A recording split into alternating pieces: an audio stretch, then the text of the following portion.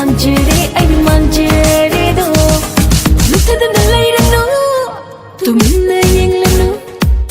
không như đang ngại vô những sĩ hai bậc thân nghe ai cất nghe ai hai hầu đồ ai vô đông sĩ ôm độc lòng không nhìn bạc thật sĩ son đi hai hầu đồ ai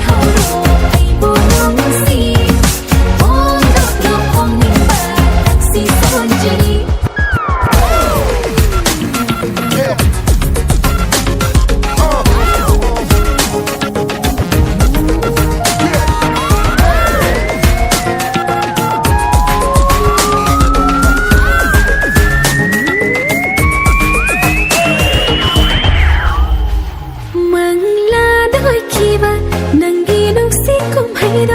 Tai vang đặt xưa đang nằm mong pháo đã hello đâu si ba mặt tâm đi đang si da ngầu chưa biết đi